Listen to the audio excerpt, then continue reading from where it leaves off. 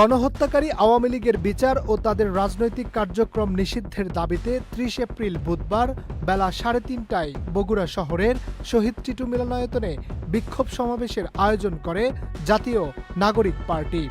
এই কর্মসূচির বিরোধিতা করে একই স্থানে পাল্টা প্রতিবাদ কর্মসূচি দেয় বৈষম্য বিরোধী ছাত্র আন্দোলনের অন্য একটি অংশ।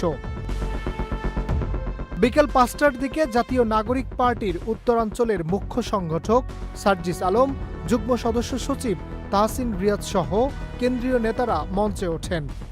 সমাবেশ শুরু হলে কিছুক্ষণ পরেই বৈষম্য বিরোধী ছাত্র আন্দোলনের একাংশের নেতাকর্মীরা ভুয়া ভুয়া স্লোগান দিতে দিতে মিছিল নিয়ে সমাবেশ স্থলে প্রবেশ করে। এনসিপির নেতাকর্মীরা তাদের বাধা দিলে প্রথমে কথা কাটাকাটি এবং এক পর্যায়ে হাতাহাতি শুরু হয়। এরপর কয়েক দফা সংঘর্ষ হয়। এমনকি সার্জিস আলম বক্তব্য দেওয়ার সময়ও সমাবেশ স্থলের বাহিরে দুই পক্ষের মধ্যে পাল্টাপাল্টি ধাওয়া চলতে থাকে। এ নিয়ে কোনো পক্ষের সরাসরি বক্তব্য পাওয়া যায়নি।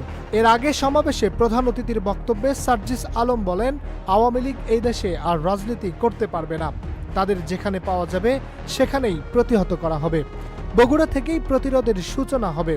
তিনি অভিযোগ করে বলেন, আওয়ামী লীগের দুঃশাসনে গত ১৬ বছর বগুড়া সব দিক থেকে বঞ্চিত হয়েছে। চাকরি, প্রমোশন, অবকাঠামো সবখানেই বৈষম্য করা হয়েছে।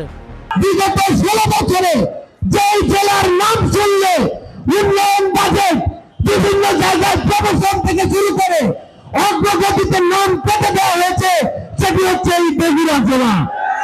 শুধুমাত্র নাম শুনেই বৈষম্যের শিকার হয়েছে, বঞ্চিত হয়েছে যেই জেলা ছিল, সেটি হচ্ছে এই বগুড়া জেলা। সমাবেশ শেষে সার্জিস আলমের নেতৃত্বে একটি বিক্ষোভ মিছিল শহরের বিভিন্ন সড়ক প্রদক্ষিণ করে সাতমাথার মুক্ত মঞ্চের সামনে গিয়ে শেষ হয়।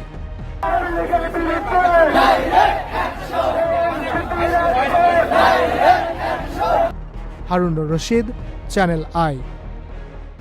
ওয়ালটন আবারও মিলিনিয়ার অফারে ওয়ালটন ফ্রিজ কিনে আপনিও হয়ে যেতে পারেন মিলিয়নিয়ার।